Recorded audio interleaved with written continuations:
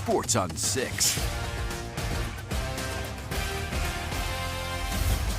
The transfer portal giveth and taketh away, but sometimes what is lost may be found again. Welcome into sports. I'm Mason Kern. Nebraska football seemingly strikes again in the quarterback market, reportedly landing a familiar face.